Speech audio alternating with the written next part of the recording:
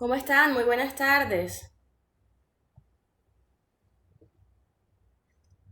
¿Me escuchan? Buenas tardes, profesora. Alejandra. Bueno, Buenas tardes, Alejandra, doctora. hola, Brian, bienvenidos. Buenas tardes, profesora. ¿Cómo les va? Muy bien, muy bien. Bien, gracias a Dios y a usted. Excelente, gracias a Dios. Bien, chicos, hoy vamos a conversar un poquito. Bueno, desde la semana pasada venimos hablando de asuntos históricos de nuestra asignatura, pero además para esta semana número 2 vamos a hablar sobre los sistemas procesales. ¿Quién consultó algo? ¿Quién leyó algo que me pueda leer un poquito? Bueno, ni siquiera leer, más bien contarme qué entendió. ¿Quién estuvo revisando la plataforma y consultó la temática de hoy?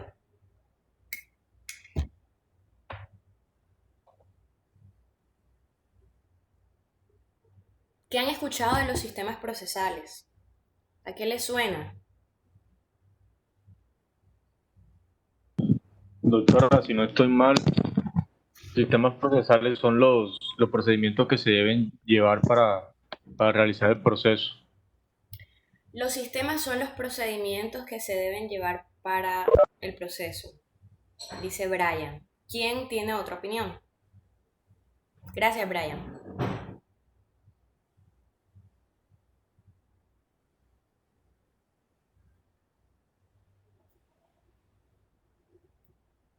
¿No hay unas palabritas por ahí que les hayan quedado sonando? Inquisitivo, dispositivo, acusatorio.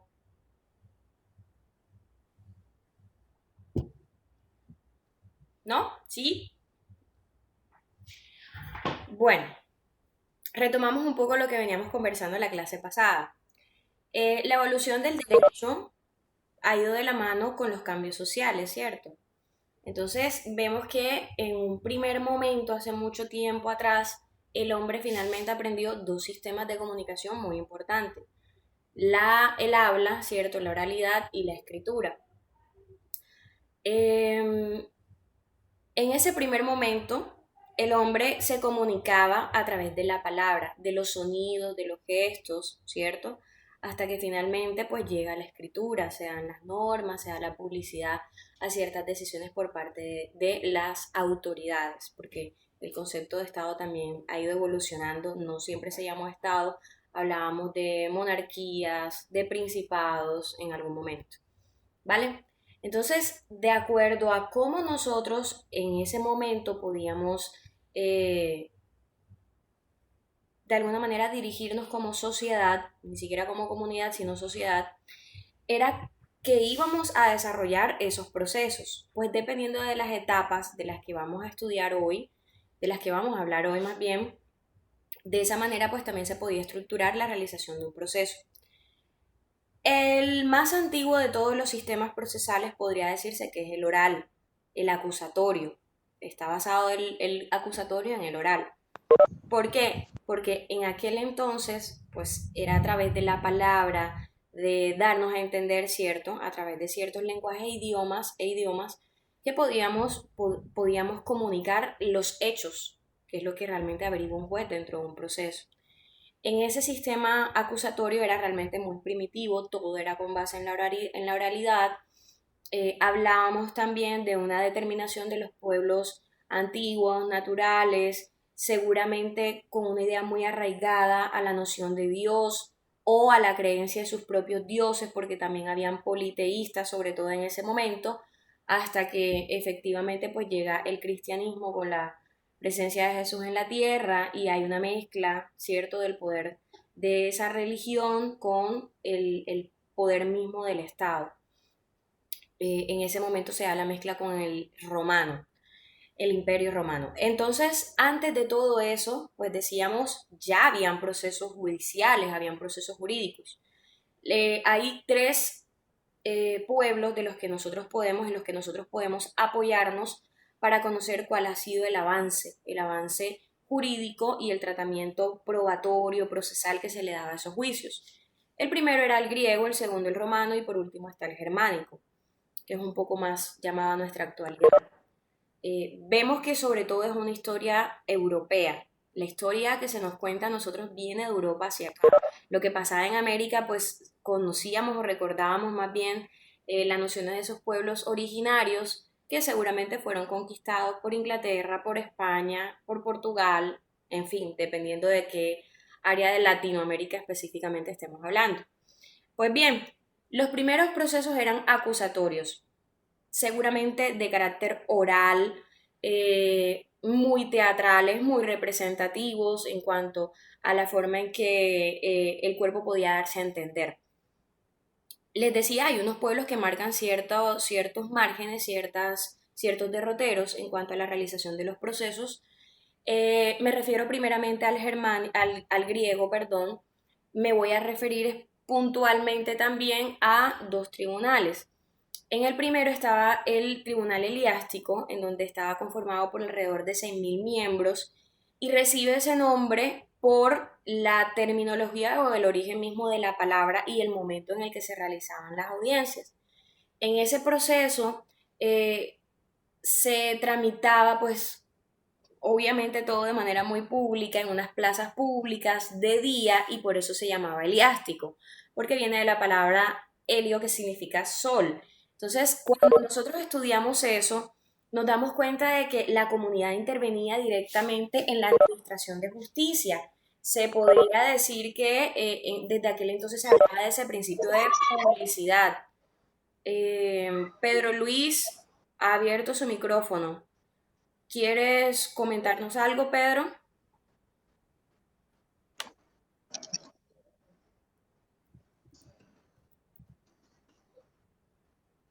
Pedro Luis, te escuchamos.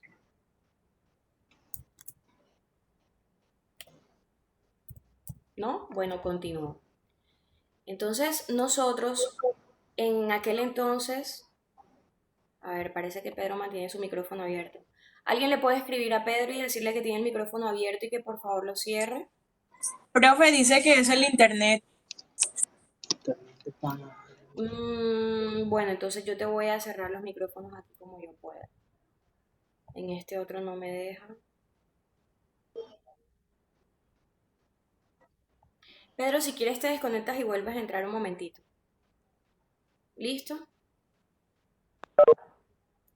Bien, él sí me está escuchando. Ok. Entonces, nosotros le llamábamos el tribunal heliástico por la palabra helios, que quiere decir sol. Esos juicios se hacían, como les decía, a la plena luz del día, de manera pública, y esencialmente se hablaba era de unos juicios frente al fisco, frente a las deudas que se tenían con las autoridades griegas. Posteriormente, también se podía la posibilidad, o existía la posibilidad de que se acudiera a otra clase de tribunal, era el tribunal, de un momentico y preciso el nombre. Había uno esencialmente que era en asuntos civiles el Piritano, integrado hasta por 500 miembros y era un sistema más dispositivo. Bueno, fíjense cómo nace inicialmente de un sistema oral acusatorio en el que hay una parte pues que está siendo acusada, hay un defendido, hay alguien que va a tomar una decisión frente a esa acusación. Ahí sobre todo allí se marca sobre todo algunos de los principios que vamos a estudiar en esta asignatura, como son la publicidad, la oralidad, la transparencia, la celeridad, porque eran procesos sumamente rápidos.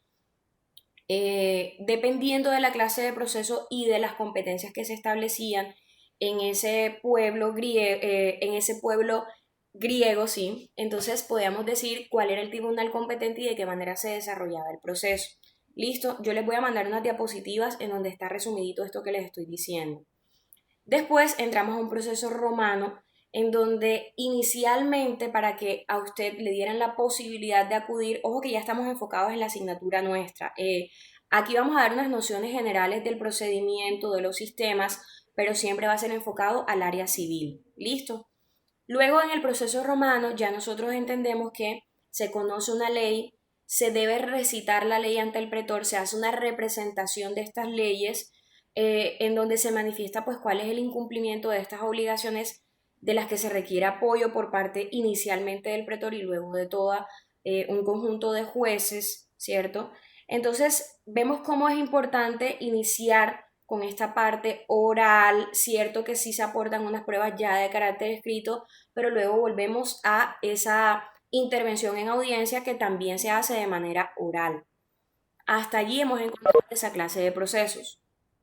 Posteriormente sabemos nosotros que el pueblo romano toma la religión cristiana, hay unas cruzadas, el establecimiento del Estado, el establecimiento, perdón, del poder en la figura del Estado ya no solo representa la distribución en cuanto a las facultades frente a los administrados, sino también vamos a hablar de unas decisiones de carácter administrativas, vamos a hablar de las religiones que imperan, la religión que impera en ese momento, y por eso es importante que nosotros conozcamos cuál es la incidencia también del cristianismo en el derecho. A partir del cristianismo se empieza a hablar de la dignidad humana, las nociones de dignidad humana, de las libertades que tenemos nosotros como seres humanos, a pesar de que en un principio no se entendiera tan claramente por el oscurantismo en la interpretación de las normas. Acuérdense que en algún momento se daban las misas en latín, el sacerdote daba la misa dándoles la espalda al público, en fin, había una serie de rituales que no le permitían a la persona conocer de esas directrices religiosas y además siempre se veía el sometimiento de la persona frente a la condición del representante de Dios, porque se decía que el Papa es la representación de Dios en la tierra y es la noción católica preponderante hasta que, si no estoy mal, es Enrique VIII el que hace la separación de los poderes del Estado con esa iglesia católica. Hay una película interesante que siempre dan, si no estoy mal, por Warner, a ver, seguramente fue Warner, algún programa de estos presentaba la historia de Ana Bolena. Ana Bolena es una chica que conquista a este rey, si no estoy mal es Enrique VIII, y hace que él se separe de Catalina la Católica. Ellos habían hecho un acuerdo para juntos poder comandar o dirigir o tener el poderío de ciertos territorios. El divorcio en ese entonces no era considerado pues una posibilidad como la vemos nosotros el día de hoy. Ya sabrán ustedes pues todas las dificultades incluso desde el matrimonio católico que aún se vive, no es igual cuando es un civil, por ejemplo. Entonces este rey necesariamente tuvo que renunciar a esa religión y nace, surge el protestantismo. ¿Listo? Eso también va a marcar unas pautas de carácter político que van a impactar en la organización del Estado. Cuando nosotros analizamos posteriormente la llegada de esa religión católica propiamente dicha, pues cristianismo porque creemos en Dios, pero realmente el nombre es católico, en ese contexto, sabremos nosotros que había muchas restricciones frente a la persona. Se decía que, por ejemplo, los niños debían ser bautizados o si no, pues tenían posibilidades de ser poseídos por el demonio. Se habla del limbo, ¿cierto? A donde va la persona hasta que purga sus pecados. Se habla claramente de un infierno. Además de esto, el poder el sometimiento al que ejercían pues estos religiosos no solamente era en ese aspecto en cuanto a la persona, la creencia, la ideología del ser humano, sino que además tenían un gran poder en cuanto a la administración de tierras, tributos. Hablábamos también de etapas en donde se les rendía cuentas a ellos y ellos a unos nobles que posteriormente también debían dar cuenta al imperio o al rey que estuviera en ese momento. ¿Listo? Fíjense que esa llegada del catolicismo, de la religión católica, puede marcar un derrotero dentro de los procesos judiciales. En ese momento se consideraba que más que una ofrenda a a la autoridad misma era el mismo Dios. Por eso se habla mucho del infierno, del perdón, de la purga de los pecados, ¿cierto? Y además eso daba pie a que transgredieran su intimidad como persona con el fin de que ellos pudieran demostrar pues que efectivamente usted estaba cometiendo una herejía, una rebelión, estaba hablando en contra de Dios o del mismo representante de Dios aquí en la tierra, y empezamos a ver una serie de prácticas violatorias de derechos humanos, como son la tortura, las persecuciones, el escarnio público, entre muchas otras. Eso lo vimos nosotros aquí en la ciudad de Cartagena con la Santa Inquisición, con el Palacio de la Inquisición. No sé si ustedes recuerden una mesa en donde ataban a la persona de las extremidades y empezaban a alarlo hasta que le desprendían los miembros. Igual en el caso de los hombres ocurría con su órgano sexual. De igual forma, otra de las torturas eran, por ejemplo, echarle cosas en los ojos, quemarle la mano y si no sentía, el mismo Dios lo protegía. Seguramente una confusión entre aquella historia de Daniel que fue librado del foso de los leones, ¿cierto? Daniel y sus amigos. Y era una mezcla de muchas creencias que nadie entendía porque no se podían conocer, pero que además había que respetar. Dentro del área jurídica, de nuestras nociones jurídicas, podemos decir no había publicidad. 1. 2. Solamente se conocía era la sentencia final que llevaba era un escarnio público, ¿vale? Esas ejecuciones eran públicas para decirle, bueno, no solamente es que lo haces mal, que todo el mundo se va a enterar de lo que ocurra contigo si es que tú te atreves a pronunciar teorías o pensamientos contrarios a los que nosotros estamos proponiendo. Hasta en algún momento, si no estoy mal, hubo un pensador, decía que la Tierra era redonda y se afirmaba en ese momento que la Tierra era plana. A él lo obligan, si no estoy mal es Copérnico, voy a verificar un segundito, si no estoy mal, a él lo hacen que él se retracte y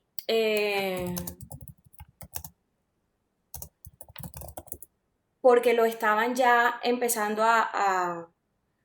sí, lo estaban ya Galileo, Nicolás Copérnico y Galileo, así es. Entonces lo estaban empezando ya a procesar, ya formalmente las ideas de él estaban muy, tomando mucha publicidad, mucho auge, y finalmente él tiene que retratarse, seguramente más que todo fue Galileo, me equivoqué en la palabra, y él en esa declaración y esa corrección, él dice, pero gira, o sea, trata de dar como una idea de que no se pierda lo que él ya ha manifestado. Él en ese momento decía que la Tierra y demás planetas giran alrededor del Sol y que la Tierra no era plana.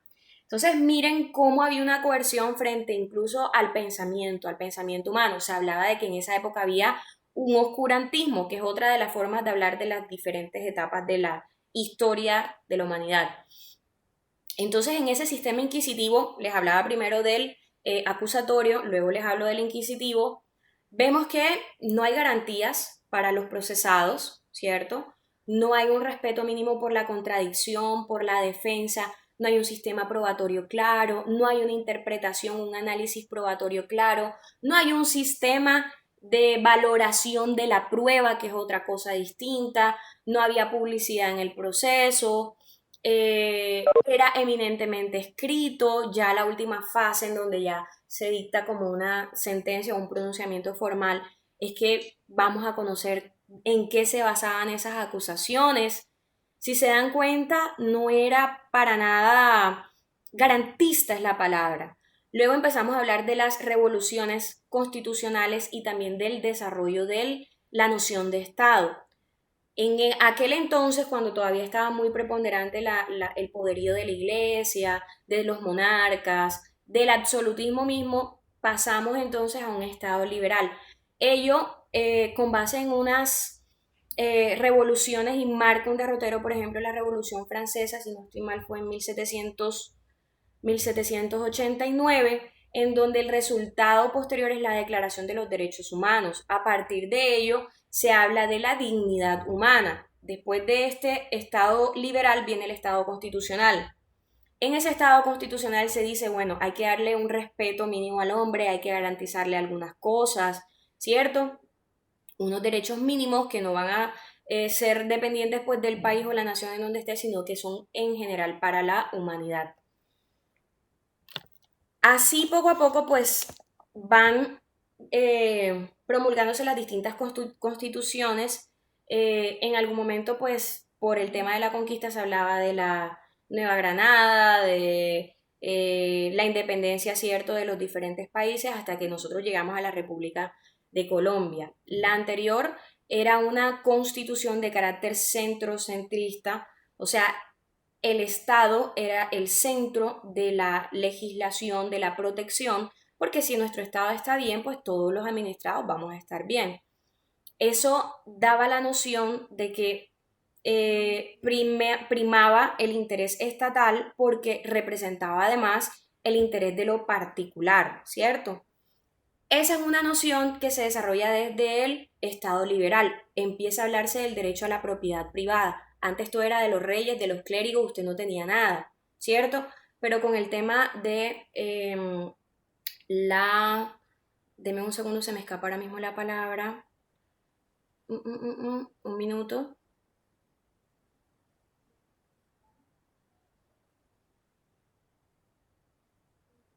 Los burgueses.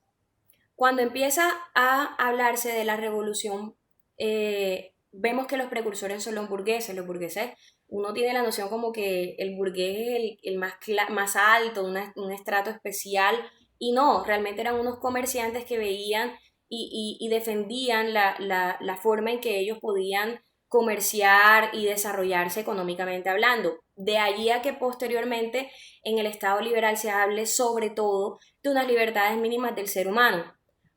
¿En qué sentido? Primero, propiedad privada. Segundo, hay una órbita de carácter particular y personal en la que nadie debería interrumpir o incidir más bien en la palabra. Y esas nociones, cierto, de Estado y de derecho van a ir avanzando. Cuando ya concretamos unos derechos mínimos y hablamos de unas garantías mínimas, pues por supuesto, esa posibilidad de la persona acudir ante el Estado para que le resuelva los problemas también va a tener un impacto. Ya vemos que hay un proceso de carácter más igualitario, ¿cierto? En cuanto a la participación y a los poderes del Estado frente a la persona. Pero además empezamos a hacer unas diferenciaciones entre los derechos. En Francia, con el Código Napoleónico, primeramente se hace una división entre lo penal, lo civil, y con el Consejo de Estado, que nace también allá, hablamos del nacimiento del contencioso, ¿vale? Ese Consejo de Estado inicialmente era consultivo, ya después se le fueron dando algunas facultades jurisdiccionales, igual como pasa aquí en Colombia lo implementa, si no estoy mal, es en 1914 Simón Bolívar. Nace también como un órgano consultivo, desaparece y posteriormente queda establecido aquí en el país. Entonces, así como en algún momento nace el Consejo de Estado y luego toma funciones jurisdiccionales allá en Francia, ¿cierto? También se hace esa división entre lo penal y lo civil.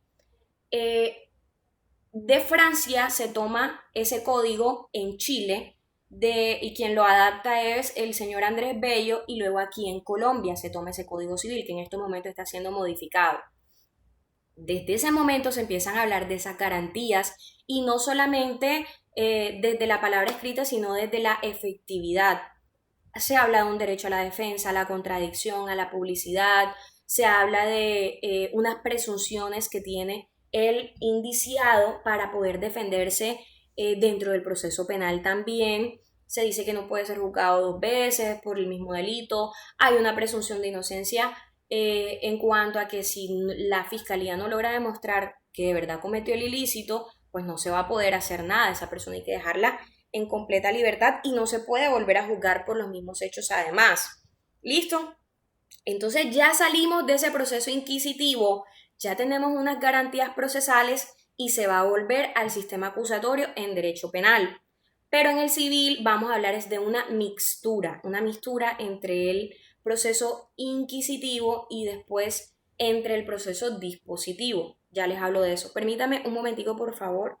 Un segundo, les agradezco. Gracias. Les preguntaba si tienen alguna pregunta hasta el momento, tienen alguna inquietud, tienen algún aporte hasta ahora, algo que quieran compartir con sus compañeros y conmigo.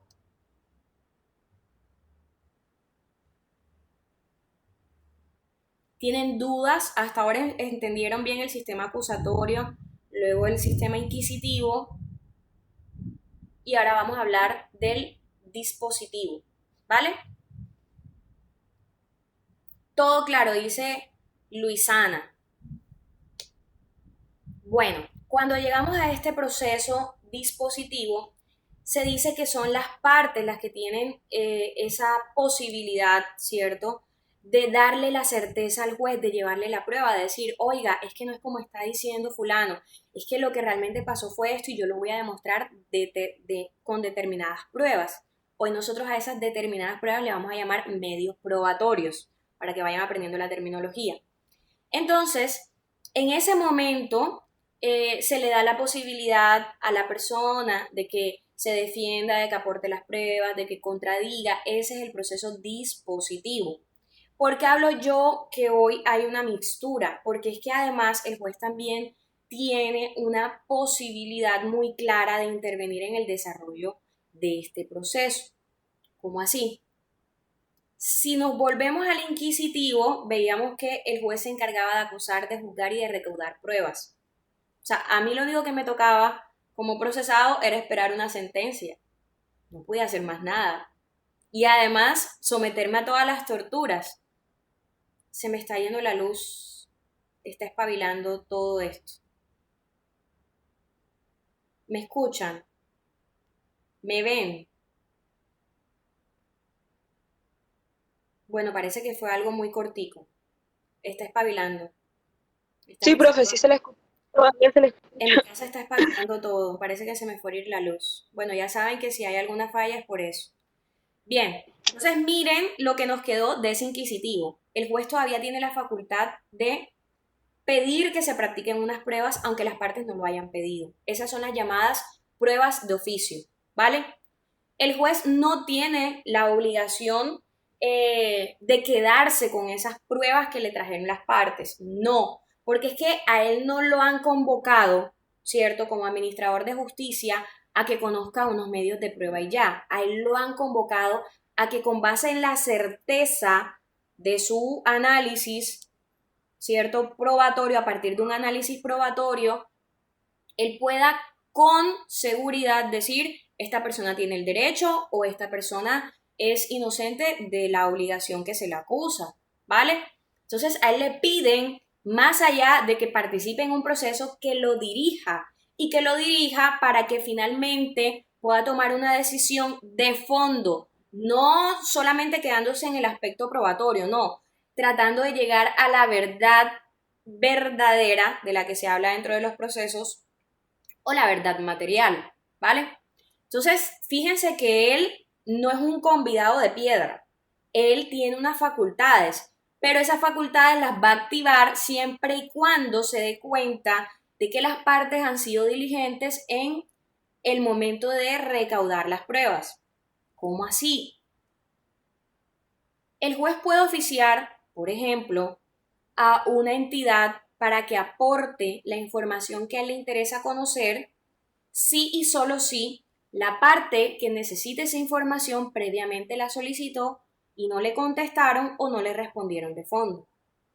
El juez no tiene por qué recaudarle la prueba a nadie, pero fíjense que en estos momentos la parte ha sido diligente y la autoridad, ¿cierto? En este caso podría ser la DIAN, Migración Colombia, qué sé yo, no ha dado la información, pues él tiene unos poderes y unos deberes que le permiten hacer uso de esa autoridad para la recaudación de la prueba, ¿ok? Entonces veíamos que el juez tiene una autoridad muy grande dentro del proceso. Él nos dirige, nos encausa el proceso. Por eso se habla de que si hay una tardanza que no se imputable a las partes, entonces el mismo juez es el que debe responder. ¿Y a quién le va a responder, doctora? Al Consejo Superior de la Judicatura, porque es el que finalmente los vigila, los administra y además tiene el control de la efectividad de la gestión del juez. A ellos les dan unos puntos o se los quitan si van muy atrasados. Y esos puntos se tienen en cuenta cuando él nuevamente concursa, ya no como juez, sino como magistrado. Entonces, de las cosas más horrorosas que usted le puede decir al juez es: te voy a acusar con el Consejo Superior de la Judicatura. Si no es estrictamente necesario, no lo hagan porque van a pasar un mal momento. ¿Listo?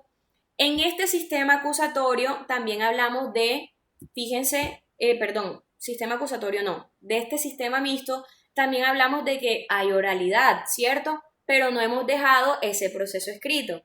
Sabemos que cuando se presenta la demanda, la entregamos de manera escrita junto con todas las pruebas que nosotros hayamos podido recaudar, ¿vale? Luego, el demandado tiene la posibilidad de contestar la demanda y aportar las pruebas, solicitar además otras pruebas, ¿cierto? Y de proponer unas excepciones, ya sean de mérito o ya sean previas. Las previas son en cuanto a la forma, en cuanto al proceso, y las de mérito en cuanto a lo sustancial. Listo, después van a ver esa noción en procesal general sobre todo. Bien, ¿alguna pregunta hasta aquí? Miren cómo vamos tomando de los otros sistemas y los vamos mezclando en este sistema mixto actual que tenemos nosotros. ¿Alguna inquietud?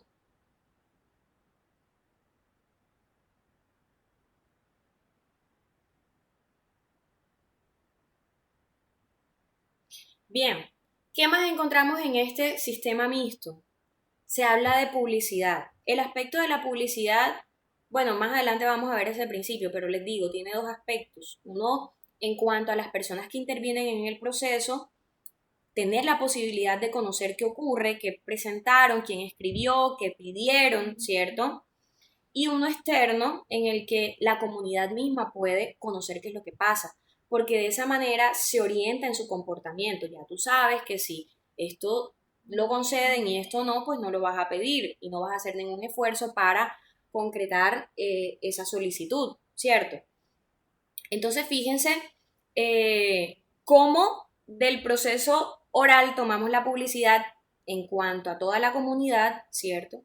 Y el proceso inquisitivo, mentiras. El proceso oral, el proceso dentro de la oralidad, tomamos el aspecto de la publicidad en cuanto a lo que ocurría en el proceso mismo, ¿cierto? Todo el mundo lo podía conocer. Y del inquisitivo, pues había una publicidad, pero ya en cuanto a la sentencia frente a la comunidad, una forma de escarnio, de mostrar ese poder que tenía la religión católica y los demás representantes del poder en aquel entonces. ¿Listo? Fíjense que vamos tomando cositas de ambos sistemas. Se dice que este sistema acusatorio en estos momentos pues es bastante novedoso en nuestro país, pero realmente no lo es ni siquiera en el mundo entero. Y lo que vivimos aquí en Colombia, ya me refiero al proceso penal, lo que vivimos aquí en Colombia es una adaptación a lo que ha ocurrido en Estados Unidos, ¿vale? Se quiere hacer algo así. Aquí lo que en el sentido de lo que ha evolucionado es que hay una división en cuanto al papel que desarrollan los intervinientes. En el sistema anterior lo que ocurría era que el mismo acusador era el que finalmente profería el fallo. Ahora ya no se hace de esa manera. Ahora el que acusa es la fiscalía, el ente acusador es la fiscalía, presenta los resultados de su investigación preliminar o previa y luego el juez competente, ya sea penal municipal, penal del circuito, va a definir si hay mérito para que formalmente se inicie un proceso. Entonces, él hace todo el recaudo de la información, de las pruebas, las presenta ante el juez y el juez define si se inicia ese proceso y va a dictar la sentencia en caso de que debía al trámite de la acusación que planteó inicialmente la fiscalía, ¿cierto? Hay una diferenciación en cuanto a los roles, ¿cierto? Entonces, vemos cómo va evolucionando todo esto hasta llegar al día de hoy. Yo en algún momento les hablé de un sistema griego, ¿cierto? Del pueblo griego, luego les hablé de cómo ocurría en Roma, en donde había que representar, narrar, teatralizar la ley ante el pretor para que él nos diera vía libre a ese proceso, esa audiencia, ¿cierto? Ante el Senado y ante el colegiado que tenía que escucharnos. Posteriormente, con la invasión de los bárbaros, se consolida el pueblo germano. Allí también se sigue haciendo una división y más adelante nosotros vamos a hablar de dos grandes sistemas, el civil law y el common law, ¿vale? Eso también va a orientar la forma en que nosotros reconocemos esas directrices, esas reglas, esas normas, esas máximas de carácter jurídicas. ¿Alguien sabe qué es el sistema civil law y el common law? ¿Alguien ha escuchado algo sobre eso?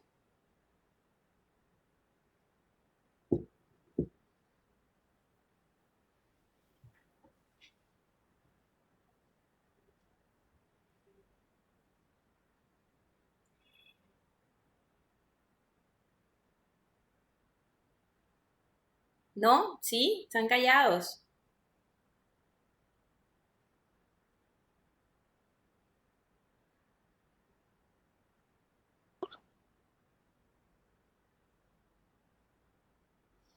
Bien. Está abriendo su micrófono Yosira. ¿Nos quieres contar algo, Yosira?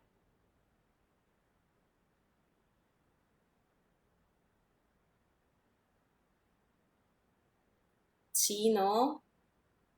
¿Me están escuchando, chicos?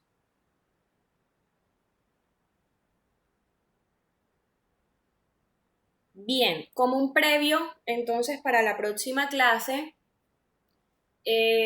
me permito entonces hablarles un poquitico más o puntualizar un poco más en el tema de las revoluciones constitucionales o el desarrollo constitucional. Y tiene mucha incidencia esto que les voy a decir en la filosofía de nuestra institución. Nuestra filosofía está basada en la libertad como una garantía mínima, pero una libertad en donde a usted no es que le permitan decir, hablar o pensar lo que se le ocurra, sino que además se convierta en un liderazgo, ¿cierto? Eso viene de nuestros avances constitucionales. Una de las primeras constituciones promulgadas fue la de Estados Unidos, en donde la máxima es la libertad.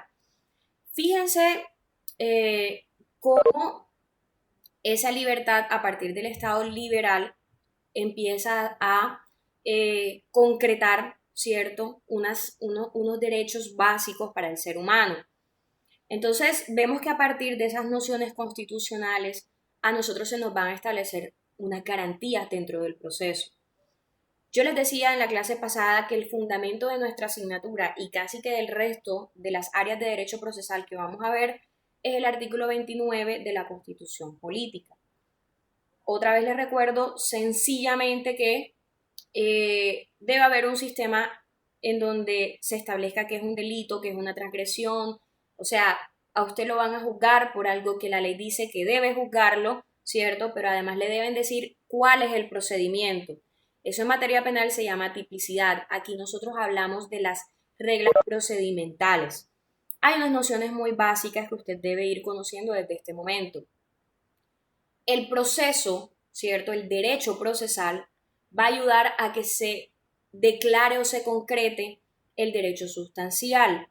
Ese derecho sustancial es la regulación que el legislador ha dado para determinados asuntos.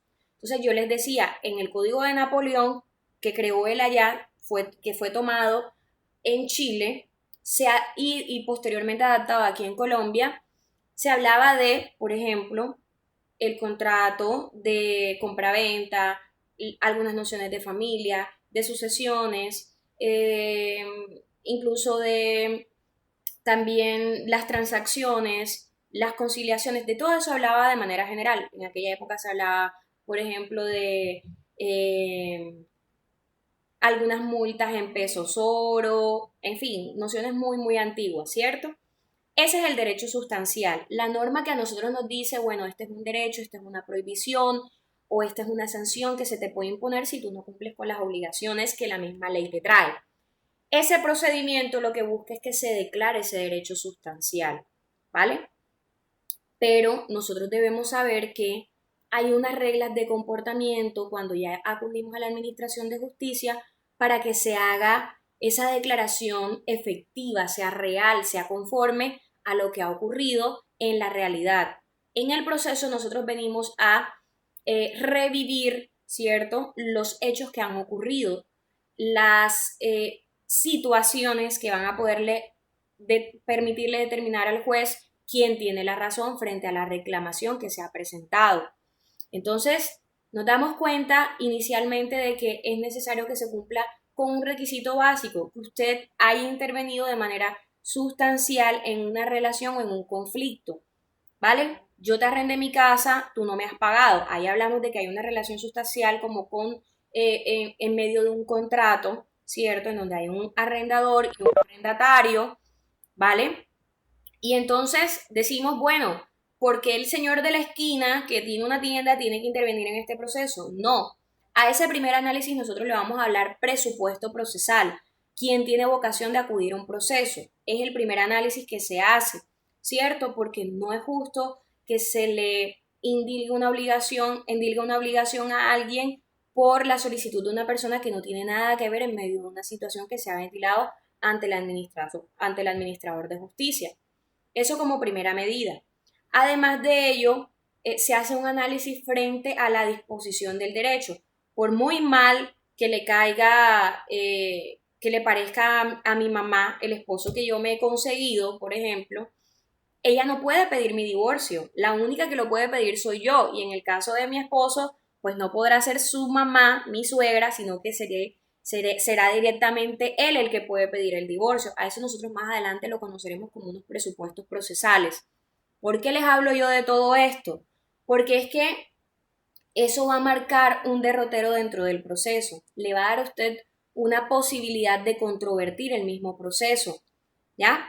Y a eso le vamos a llamar derecho de contradicción.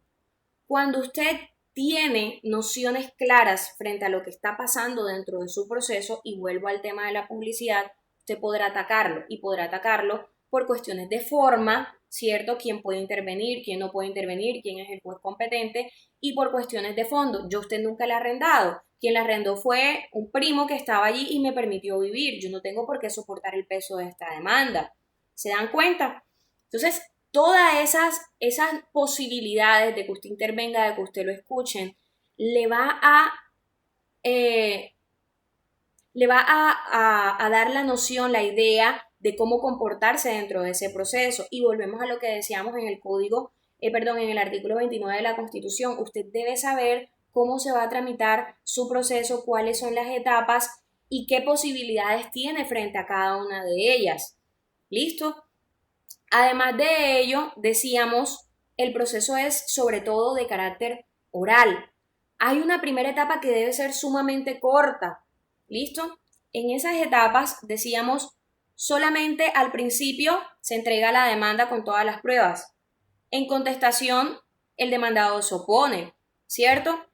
Pero después nos dan la posibilidad de que cada quien se pronuncie frente a las precisiones que ha hecho. Por ejemplo, si el demandado se opuso con cosas muy puntuales y el demandante requiere mayor precisión frente a lo que ha dicho el demandado, tendrá una nueva oportunidad, así como las tuvo el demandado para proponer pues algo novedoso dentro del proceso. Inmediatamente nos vamos a las audiencias.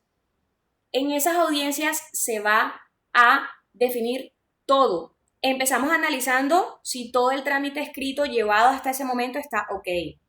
Empezamos analizando la posibilidad de que se concilie, de que de manera pacífica las partes aprendan a resolver su conflicto, ¿cierto? Mire que de eso no se nos habla en los otros sistemas. Esa es una novedad para corresponder con el principio de celeridad, de que se acaben rápidamente los procesos. ¿Listo? Y por eso se ha implementado la oralidad y desde hace mucho tiempo se requería la implementación de la justicia digital, que ha sido una realidad al día de hoy, a medias y sin zapatos, por el tema del COVID. Pero anteriormente, ¿para qué usted aportaba un CD si no había un sistema que permitiera guardar esa información, reenviar al demandado y todo lo demás que había que hacer? Entonces, fíjense que el sistema, ese principio de oralidad nos va a permitir desarrollar rápidamente las audiencias, que corresponde también con el principio de celeridad. Además de ello, hay un momento muy importante cuando usted está dando sus alegatos, en donde se le da la oportunidad de que usted le cuente al juez si algo novedoso ha ocurrido desde que presentó la demanda hasta el momento en el que va a definir con sus alegatos, pues a concluir su caso con sus alegatos, ¿cierto? Puede plantearle algo que haya sido modificado. Yo les decía, la posibilidad de acudir ante la Administración de Justicia no implica solamente que usted entregue una demanda, es que de verdad le resuelvan el problema y se lo resuelvan de fondo, ¿ok? Entonces, en ese momento, el juez no se va a quedar solamente con lo que ha ocurrido hasta esa etapa del proceso, sino que va a poder ahondar en todas las modificaciones o en todas las nuevas situaciones relevantes para la determinación de quién tiene un derecho, si hay una obligación, si hay el reconocimiento también de alguna sanción puntual que alguien deba soportar. Porque por el hecho de que usted gane una demanda no quiere decir que no le impongan una sanción o una multa.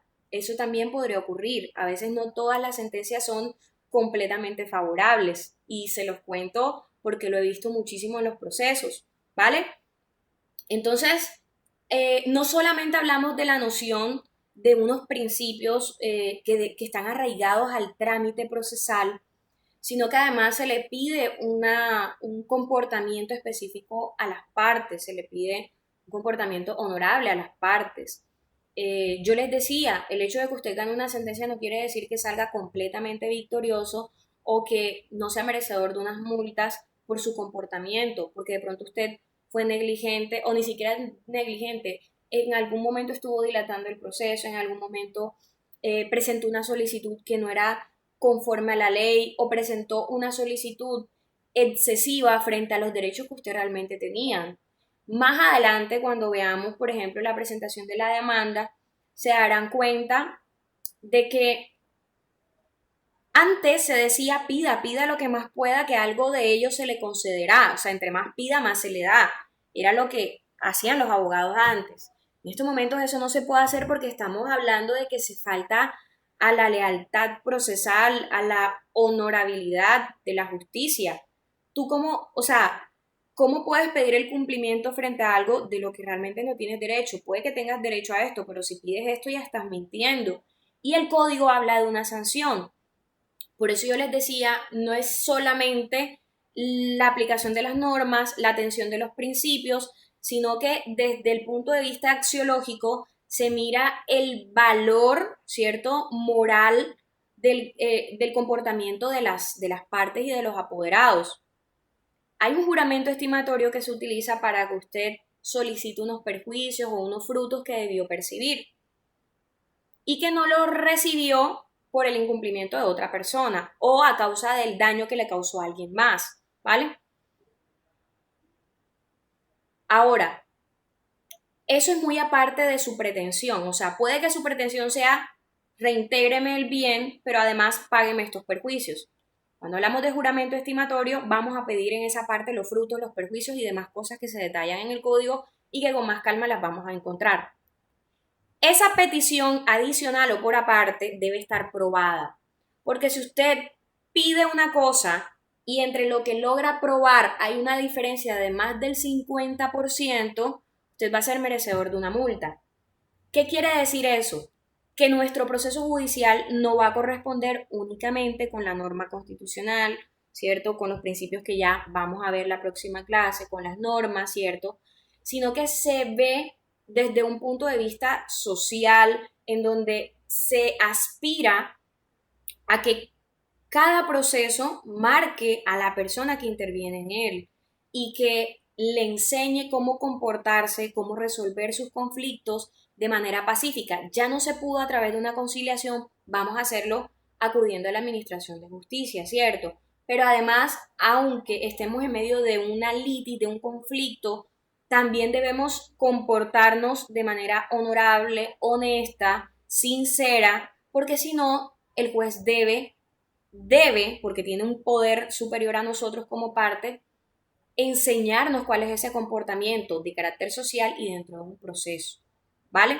Entonces, fíjense que incluso ese proceso judicial nos va a marcar una enseñanza como sociedad. Porque es que si usted a mí me presenta una prueba para justificar su inasistencia dentro del proceso y esa prueba es falsa, o sea que su inasistencia a determinada diligencia es injustificada, entonces usted está mintiéndole a la justicia. ¿Cómo va a pedir que a usted le reconozcan como ser humano? O sea, lo traten de manera digna, ¿cierto?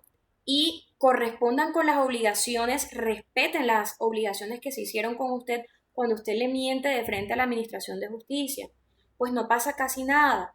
Sencillamente lo pueden mandar preso hasta por 15 días. ¿Listo? Ya vemos que el concepto de proceso no es solamente vamos a darle a cada quien lo que se merece, ¿cierto? No queda allí. Es un mensaje social lo que se quiere mandar, ¿vale? Por eso también el comportamiento del juez se evalúa de manera social. Ya no es una cosa ya escondida, extraña, en donde torturaban a la gente y finalmente, bueno, mátenlo y listo. No, señor. Miren el problema que hubo aquí en Cartagena, que hay aquí en Cartagena, por un juez que se negó a casar a una pareja de homosexuales, una pareja de lesbianas. Ese señor está en la picota pública. Hubo un senador que dijo que lo iba a denunciar. Ya en estos momentos se han presentado denuncias, la Procuraduría se ha pronunciado, en fin. Es que el proceso tiene una connotación de carácter social, idealista frente a la orientación de los administrados y eso responde a nuestro sistema, porque es que inicialmente no queremos simplemente que el juez esté administrando justicia encerrado en su despacho. No, lo que queremos es que las mismas personas, desde las nociones de justicia, aprendan a resolver sus conflictos de manera pacífica. ¿Listo? ¿Tienen alguna duda hasta aquí?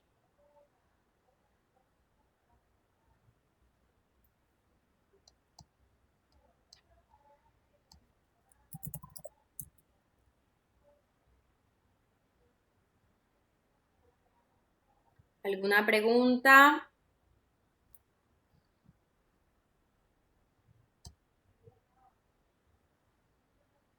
Quiero que por favor lleguen a la clase leídos, porque la dinámica de la clase puede cambiar si yo me doy cuenta que ustedes nos están dedicando a preparar las clases. A mí me interesa más que me escuchen, es que ustedes de verdad aprendan. Aprendan y solamente escuchando creo que no va a ser suficiente. O sea, sé que hay personas que aprenden de distintas formas, una es viendo, otra escuchando, leyendo, subrayando, haciendo resúmenes. Cada quien tiene una forma de hacerlo, ¿vale? Pero creo que no va a ser suficiente si solamente me escuchan porque sé que después de determinado tiempo se distraen y se cansan y lo entiendo perfectamente, ¿vale? Entonces, como no pueden quedarse solamente con lo que yo les traigo, deben consultar y deben leer. Tienen un manual que habla de las cosas que vamos a ver en las clases, de las temáticas, así que yo les pido que por favor lo consulten y vengan preparados para la clase porque para la próxima semana la dinámica va a cambiar. En la semana 4, si no estoy mal, vamos a ver unos sistemas procesales. Son distintos a los que yo les he querido hablar el día de hoy. En este contexto es un poco más histórico, si lo pueden notar. Vamos hablando de algunas etapas históricas de la humanidad, pero en cuanto a esos otros sistemas, quiero decirles que nos vamos a referir específicamente al Civil Law y el Common Law. Es el entendimiento y la aplicación de las regulaciones legales. Entonces quiero que por favor consulten, ese es en la semana 4. En la semana 3 tienen la temática de los principios. Voy a preguntarles sobre las nociones de principios. Hay distintas. Empezamos con los principios, las fuentes del derecho procesal. En la semana número 4 ya empezamos los principios, así que empiecen a consultar sobre las fuentes. En la semana número 2 tienen una actividad y la vamos a desarrollar ahora mismo. Por favor, abran sus plataformas y vamos a desarrollar el taller que está en la semana número 2, por favor.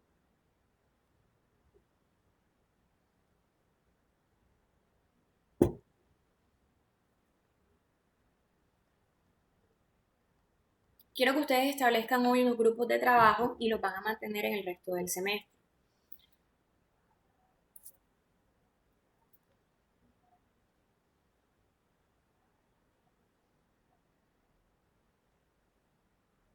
¿Grupos de cuánto, profesora?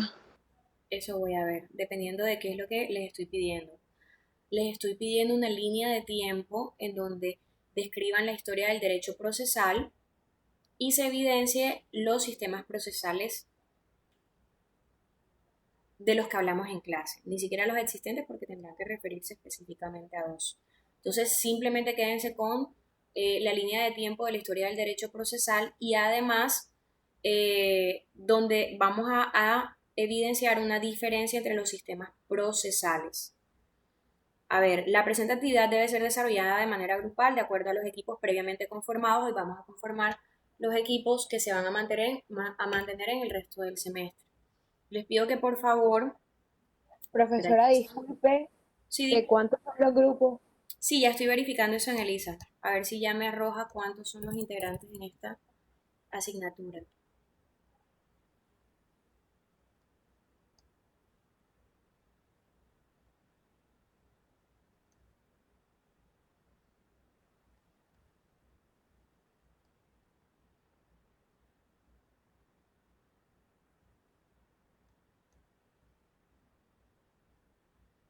Aquí me dice que son 24.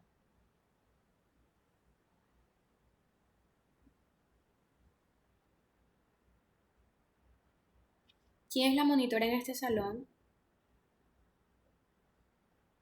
Profe, Carisa Tumble. ¿Cómo? Carisa Tumble, profe. Carisa. Ah, bueno, aprovecho y veo tu nombre. Carisa, todos deben identificarse con su primer nombre y primer apellido. No pueden colocarse abreviaciones, apodos, Lenovo, HP, no. Tienen que colocar nombre y apellido porque así lo registra el sistema en Webex. Y si me ponen aquí estoy yo, el más bonito o lo que sea, no voy a poder saber quién es y no le voy a poner la asistencia. Entonces, por favor, ya saben que no sé si pueden editarlo directamente desde la plataforma o necesariamente tienen que desactivar el programa y volverlo a instalar, ¿ok? Entonces, Carisa, por favor, les recuerdas a tus compañeros. Carisa, te pido que también me escribas mañana en la mañana. Voy a hacer un grupo de monitores nada más para estarles recordando algunas cositas y voy a compartirles un link sobre tutorías. A ver, los días martes de 10 a 11 yo doy la tutoría de esta asignatura y de todas las demás.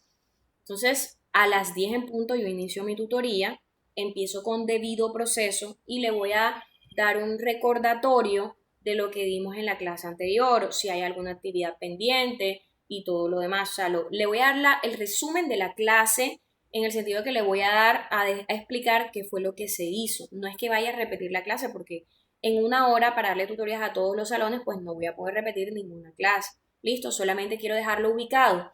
Pero si usted cree que simplemente dirigiéndose a la monitora o a un compañero va a quedar claro, pues perfecto, no se conecta, usted simplemente presenta su excusa si es que tuvo algún inconveniente. Igual les digo, si tienen algún problema para conectarse a la plataforma, por favor le avisan a algún compañero que me escriba por aquí por Webex, profesora, Carissa no se puede conectar, este es el número de ella, yo la llamo, a mí no me cuesta de verdad marcarles y que escuchen la clase por teléfono. ¿Listo? Entonces les pido que por favor, a ver, en la plataforma me dice que son 24, yo voy a contar cuántos hay aquí conectados. 8, a ver, 4 por 4, 16, 17, 18, 19, 20. Profesora, Señora, ¿es obligatorio entrar a las tutorías? no, eso es lo que les estoy diciendo. Es solamente para la persona que no vino a clase.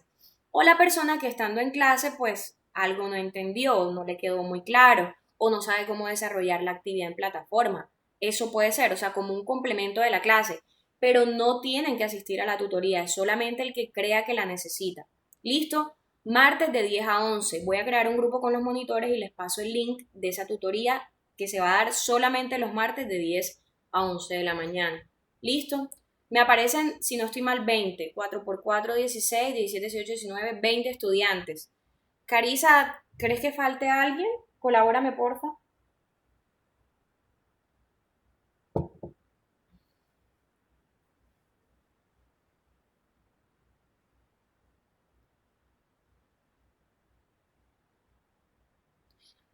Profesora, la verdad no sé, porque ahí en otras materias tenemos un compañero Noé, tenemos una compañera Dana Carolina, una compañera Daniela, que no son como contemporáneos con nosotros, entonces no sabría decirle. Ok, está bien. Normalmente, ¿en grupos de cuántos se organizan ustedes? 5. 5. Fantástico. Entonces serían 4 grupos de 5. Por favor, el líder del grupo me escribe aquí por el chat quiénes son los integrantes de cada grupo. Por ejemplo, Carisa, grupo de Carisa, está fulanito, fulanito, menganito, sutanito. ¿Listo? Me van escribiendo los líderes, una sola persona por equipo, para tener idea de cuáles son los 4 equipos que se van a mantener en todo el semestre. Ojo que a pesar de que hagan las actividades en grupo, les recuerdo que deben subirlos de manera individual. ¿Ok? Además de eso, debemos preparar la feria de innovación. A ustedes ya les voy a decir cuál es el tema que le tocó.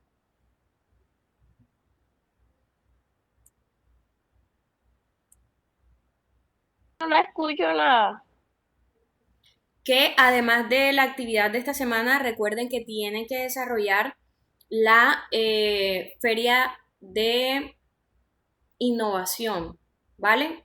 Ustedes deben entregar un producto para feria de innovación. Yo les decía que hubo una modificación, ya no se va a hablar del 50% de la nota del corte para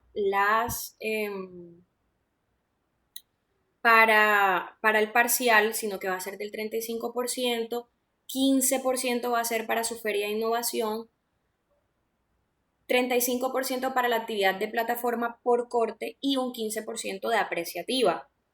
Les decía, la apreciativa es para el estudiante que me participa, para el estudiante que me apoya en la clase, que hace preguntas, que trae textos para terminar de desarrollar la clase, que no falta clase, ¿cierto? Esa es una nota apreciativa que yo les voy a dar y vale el 15%. Entonces, fíjense que les vale igual a la de feria de innovación. Tienen que hacer esa actividad, pero además deben comportarse ok en clase. ¿Listo? Entonces, eh, a ver, escuela. Ya les voy a decir cuál es la temática que se escogió para el tema de la escuela. Me regalan un minuto, por favor. Les decía, el tema de su feria de innovación es la identidad judicial indígena. Aún no, profesora. Bueno, pídanle que por favor les orienten ese tema. Vamos a analizar cuáles son las acciones desde la identidad judicial indígena para al final del semestre, ni tan al final, eso hay que entregarlo como tarde, el 10 o el 15. Y el 22 hay una feria en donde vamos a mostrar el producto final.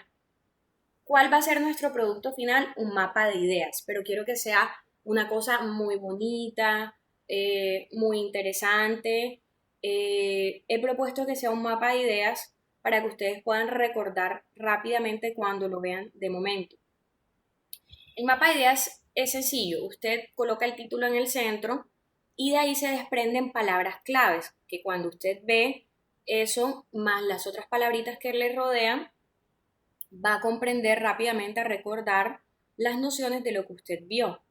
En este caso va a ser sobre la identidad judicial indígena. Al final de esta asignatura vamos a ver la clasificación de las jurisdicciones y las clases de competencias. Entonces vamos a hablar de una jurisdicción especial para los indígenas, ¿cierto? Y como es tan desconocido, pues vamos a tratar de ahondar un poco en ese tema para, pues, pensar, ¿cierto? Y reconocer cuáles son las diferentes posibilidades que tienen estos indígenas para administrar justicia dentro de su propia jurisdicción. Vamos a hacer esa consulta este semestre. Y al final, pues creo que sería interesante si presentamos como unos pósters, unas imágenes bien interesantes sobre las diferentes acciones o cómo se organizan ellos judicialmente hablando en la jurisdicción indígena. ¿Ok? Entonces es muy importante que le pidamos apoyo al profe Reales para desarrollar esa actividad. Quiero que por favor para la próxima semana me cuenten cómo han estructurado eso, cómo han ido estructurando eso, porque de acuerdo al avance también podré verificar cuál es la dedicación en esta asignatura que se le ha dado. El producto realmente es por asignatura, entonces creería yo que si se hace con todo el salón o si se dividen de pronto en dos grupos de a 10, pues por lo que veo son 20, a pesar de que en Elisa dice que son 24, creo que estaría bien, ¿vale? Entonces ustedes me dirán, profesora, trabajamos en dos grupos, más de dos grupos no, solo dos grupos o un grupo. Ustedes me definen la próxima semana y me dicen, bueno, vamos a empezar a hacer las consultas en esta página, en esto es lo que hemos visto, vamos a estar leyendo, fulanito se va a encargar de estudiar esta acción o vamos a revisar primeramente estos documentos, estas sentencias. Podemos decir de pronto si de manera internacional algún tratamiento especial para la protección de esa independencia de los indígenas con relación a las jurisdicciones que nosotros comúnmente conocemos, ¿cierto? Entonces quiero que por favor piensen en eso. ¿Listo? Para la actividad que tienen programada ahora en plataforma, quiero saber si tienen alguna duda, alguna inquietud. Recuerden que tienen el texto para consultar. Yo estoy aquí con ustedes conectada para que me pregunten. Voy a empezar a hacer el listado de los grupos. Voy a empezar a tomar los grupos para tener un referente de quiénes son los que lo conforman. Pero recuerden que igual las actividades se suben de manera individual, ¿ok? Vamos a crear esta hojita aquí.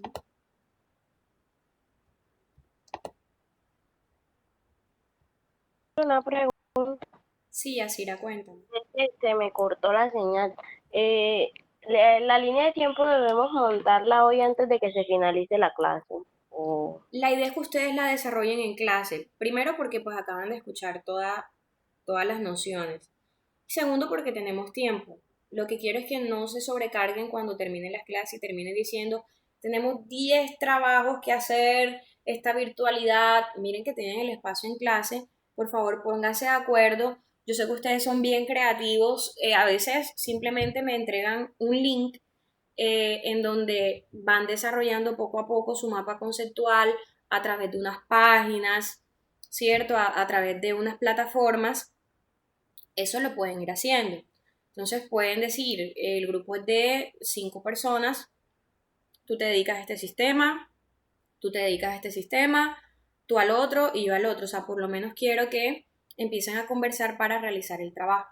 O sea, pueden abrir los micrófonos. En el grupo 1 está Luisana, Laura Ortega, Laura Torres, Teresa Hernández y Alejandra Muñoz. Entonces la idea es que empiecen a decir, bueno, no sé, esto lo vamos a hacer así, ta, ta, ta, ta, ta.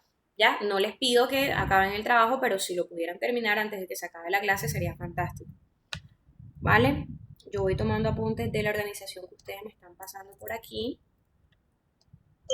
Profesora, usted hablaba de que la actividad estaba montada en la plataforma, en el aula, pero no la encuentro.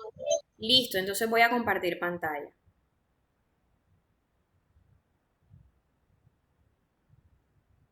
¿Pueden ver? Sí. Listo. Déjenme un momentico que se quite un cuadro que aparece arriba y que ustedes lo ven. Ya se quitó. Estamos en la semana 2. La temática es Introducción al Derecho Procesal e Historia de los Sistemas Procesales. Bajamos y en Actividades les debe aparecer una hojita que sostiene una mano con una hojita. Actividad de aprendizaje de la semana. Le dan clic allí. Se encuentran este cuadro, que es una rúbrica, y abajo al final, si se dan cuenta, aparece un taller, historia y semanas procesales. ¿Ya lo encontraron? ¿Ya lo vieron?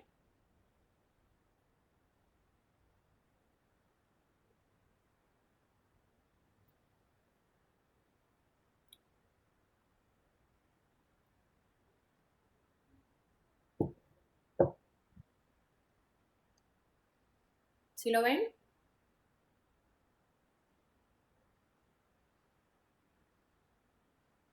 ¿Me escuchan? Sí, profesora. La Sí, persona profe. que me preguntó ya lo pudo ver. ¿Ustedes me ven? ¿Me escuchan? La vemos a usted, pero la Sí, pantalla. profesora. Ok, ahora vieron nuevamente la plataforma. ¿Ya encontraron el taller? ¿Alguien tiene dificultad para encontrar el taller?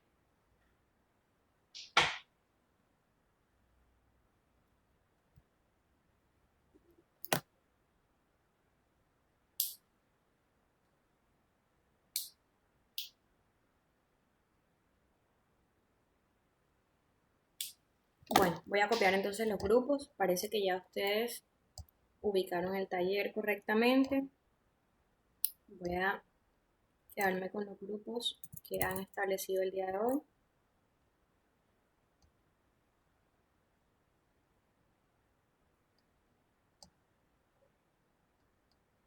Parece que Webes me está tratando de sacar. Parece que no es buena señal. Si se corta la comunicación, ya saben que aquí estoy teniendo bajones de luz. El grupo 2 está conformado por Álvaro Porto, Álvaro Gutiérrez, Eric Beltrán, Flor Cabrera, Valentina Lora. El número 3 solamente tiene 3 personas, recuerden que son 5. El número 4 está María Tencia, Paula Donado, Peggy Fortich y Laura Gutiérrez.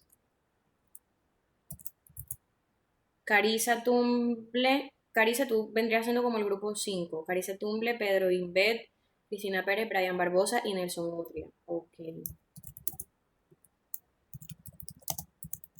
Chicos, recuerden que la convocatoria para pertenecer al semillero está abierta aún.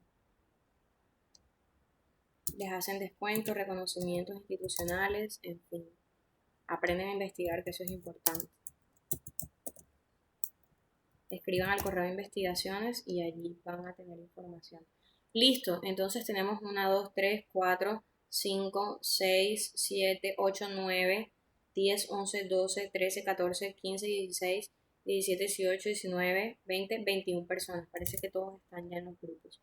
Listo, si faltan otros, pues los aceptan o me cuentan más bien para ajustar esto de los grupos. Entonces ya saben, voy a editarles esta actividad. Debe estar lista para la próxima semana para que no tengamos contratiempos después con el tema del parcial, las notas del parcial. Entonces se las voy a colocar para que las desarrollen exactamente dentro de una semana. Vamos a editar esto.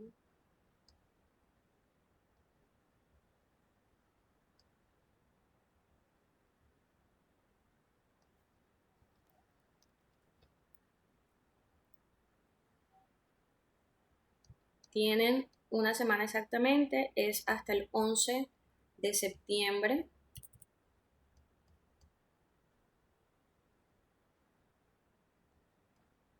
Del 2020.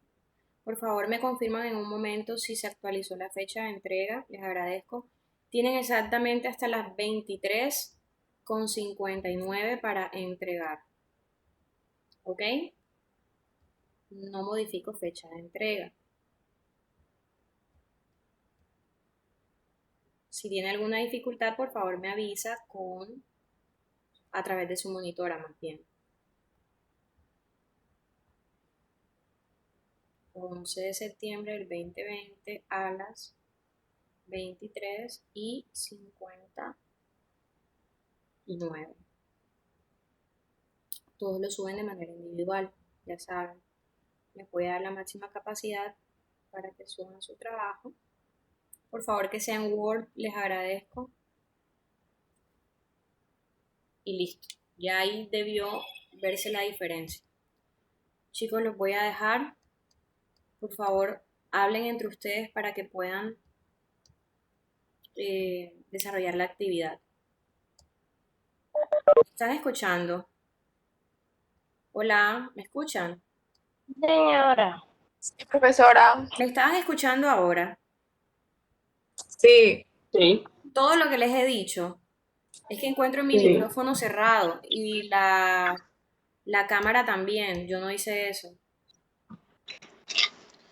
Bueno, de todas maneras tengo problemas con el internet, con la luz, no sé, creo que esto se va a ir. Chicos, descansen, un abrazo, preparen todo eso para la próxima semana, conversamos apenas entremos de eso. Y nada, ya tienen la actividad programada para dentro de una semana. O sea, tienen hasta la próxima semana para hacerlo, hasta las 11:59 de la noche. ¿Ok? Un abrazo, feliz Chao, profe, noche, gracias. bendiciones. Profe, gracias, bendiciones. Gracias, profe.